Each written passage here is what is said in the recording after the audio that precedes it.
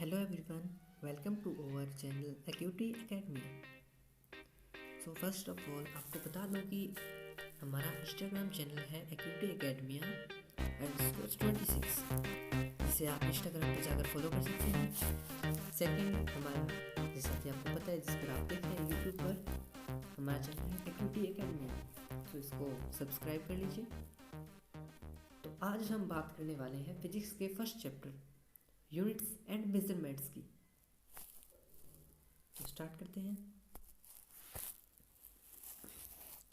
तो जैसा कि हमें पता है, किसी चीज़ की शुरुआत करने से पहले उसके बारे में जान लेना अच्छा होता है। तो हमने कुछ पॉइंट्स बनाए हैं जिनको ध्यान में रखकर हम उसको कवर करेंगे, चैप्टर को पूरे को। तो आज वैसे तो हम 2 पॉइंट ही करेंगे, पर आपको पॉइंट्स के बारे में बता देता हूँ। Introduction two units first point है अपना, जिसमें definition of unit, importance of standard units for measurement, different system of units. Definition of unit में, यूनिट कोई बड़ी चीज़ नहीं है, यूनिट का हम डेली यूज़ देखते हैं।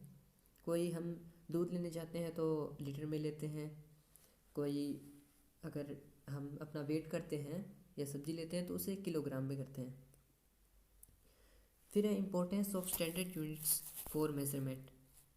इसमें इम्पोर्टेंस मतलब है क्या, क्यों इम्पोर्टेंट है स्टैंडर्ड यूनिट्स। ऐसे तो हम कुछ भी यूनिट ले लें और कोई भी सामान ले लें, पर स्टैंडर्ड यूनिट्स ही क्यों ज़रूरी है, इसके बारे में जानेंगे। फिर है डिफरेंट सिस्टम ऑफ यूनिट्स। इसमें अलग अलग सिस्टम है जो यूनिट्स के, जैसे मैट्रिक सिस्टम है, इम्पीरियल सिस्टम है, सीजीएस सिस्टम है, एफपीएस सिस्टम है, एमके सिस्टम है, एसआई सिस्टम है, एट्सेट्रा बहुत है। वैसे तो हम कुछ एक ही ध्यान कर लेंगे। सेकेंड पॉइंट है फंडामेंटल यूनिट्स। फंडामेंटल यूनिट्स होती है जो बेस यूनिट होती है किसी की, मतलब जिससे और बनी हो। जैसे हम हिंदी में पढ़ें तो जो शुरू के स्वर है वो फंडामेंटल है, और आगे के जो व्यंजन है वो डिराइव्ड है, जो जिनमें फंडामेंटल यूनिट्स का यूज होता है। इसी तरह हम समझ सकते हैं। थर्ड पॉइंट है अपना ड्राइव यूनिट्स। ये जैसा कि आपको बताया हिंदी में व्यंजन होते हैं, वैसे ही ये फंडामेंटल यूनिट्स से बने होते हैं। व्यंजन जैसे स्वर से मिलकर बनते हैं, ड्राइव यूनिट्स फंडामेंटल यूनिट्स की वजह से ही बनती है। ड्राइव यूनिट्स में आते हैं speed, volume, density, force, momentum, etcetera etcetera, velocity वगैरह है। फिर है प्रफिक्स। प्रफिक्स क्या होता है? प्रफिक्स होते हैं जो उपसर्ग कहते हैं जिन्हें, हिंदी वालों के लिए भी ये क्लास है। तो प्रफिक्स होते हैं उपसर्ग, जैसे हम किलो, मिली, माइक्रो, डेसी, सेंटी एट्सेट्रा जो ये होते हैं, जो आगे लगाए जाते हैं, सेंटीमीटर, किलोग्राम, मिलीलीटर, इस तरह माइक्रोमीटर। तो ये माइक्रो आगे लग गया प्रफिक्स। प्रफिक्स में how to prefix indicate different magnitude of a unit. इसमें बता रखा है कि जो प्रफिक्स है वो किस तरह किसी यूनिट के मैग्नीट्यूड को दर्शाते हैं, किसी इकाई के मान को दिखाते हैं। जैसे कि हम बात करें अगर किलो की, तो 10⁻³ होता है, मतलब हज़ार ग्राम इक्वल टू 1 किलो। फिर फिफ्थ पॉइंट आता है अपना सिग्निफिकेंट फिगर्स। इसमें सिग्निफिकेंट फिगर्स को कहते हैं हिंदी में सार्थक अंक। मतलब सार्थक अंक का ये मान लीजिए आप कि एक अंक सार्थक कब होता है। एक तो बहुत लंबा हो गया, पॉइंट के बाद 10-12 आप लिखे हुए नंबर्स, एक वहीं पे 3 नंबर या 2 नंबर लगा देते हैं हम कोई कैलकुलेट करके, तो उन्हें सिग्निफिकेंट फिगर कहेंगे। नेक्स्ट पॉइंट आता है अपने सिग्निफिकेंट फिगर में ये rules for determining the number of significant figure in a measurement. मतलब कौन कौन से तरीके हैं जिनसे हम जान सकते हैं और मेज़र कर सकते हैं सार्थक अंकों को, सिग्निफिकेंट फिगर्स को। फिर है सिक्स्थ पॉइंट है डायमेंशनल एनालिसिस। इसमें जो फिजिकल क्वांटिटीज़ है, भौतिक राशियाँ हैं, उनकी डायमेंशंस कैसे निकालेंगे। MLT में MLT होता है, उसमें A भी लगाया जाता है, और कुछ और भी होते हैं।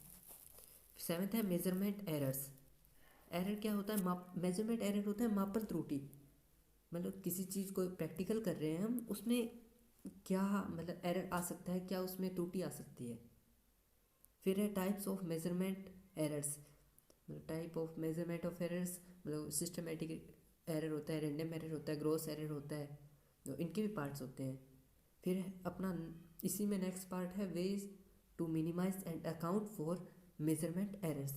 मतलब इसमें हम किस तरह किसी प्रैक्टिकल में किए गए मेजरमेंट में आई एरर को मिनिमाइज कर सकते हैं, कम से कम कर सकते हैं। एक पॉइंट है अपना कोलिब्रेशन। कोलिब्रेशन में क्या है कि किसी साइंटिस्ट ने, जो महान साइंटिस्ट हुए जैसे आइजैक न्यूटन, अपने होमी जहांगीर बाबा एटसेट्रा, जी उन्होंने क्या कंट्रीब्यूशन किया है यूनिट्स एंड मेजरमेंट्स में।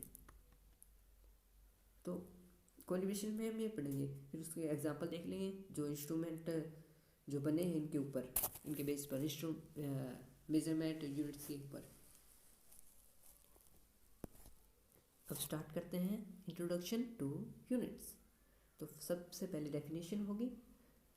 तो डेफिनेशन है unit is a standardized quantity used to express a particular physical measurement.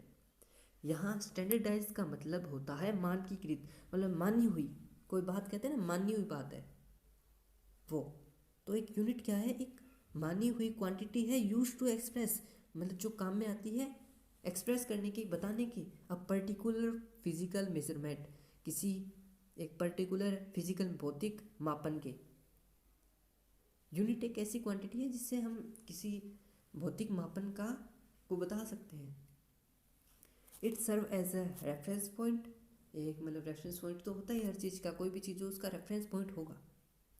Providing a consistent and agreed upon measure for a specific attribute. तो इसमें है ये बता रहे कि प्रोवाइडिंग ए कंसिस्टेंट, कंसिस्टेंट होता है संगत, एंड एग्रीड अपॉन जो मतलब माना हुआ है, measure for a specific attribute, मतलब किसी गुण पे, गुण के आधार पर। एट्रीब्यूट का मतलब गुण होता है। यहाँ पे हमने कुछ हार्ड वर्ड्स लिए हैं जिससे आपकी वोकैब थोड़ी स्ट्रॉन्ग हो। वोकैब भी ज़रूरी है, कंपटीशन एग्ज़ाम का करें चाहे हम 11th का या 12th का, कुछ किसी भी मतलब क्लास का करें, वोकैब हमारी ज़रूरी है। वहाँ पे एक एग्जामिनर पे इफ़ेक्ट डालना ज़रूरी है, और कंपटीशन एग्ज़ाम में वोकैब आती है इंग्लिश में। तो इसमें एट्रीब्यूट का मतलब होता है गुण, किसी स्पेसिफिक गुण को ऊपर एग्री हो, उसे मेज़र करे, उसे यूनिट कहते हैं। Such as length, mass, time and any other physical quantities. जैसे लेंथ है, मास है, टाइम है, और जैसे अलग फिजिकल क्वांटिटीज़ है, आपको बनानी आती होगी English. Units facilitate communication and ensure that measurement are universally understood and comparable across different context and reason.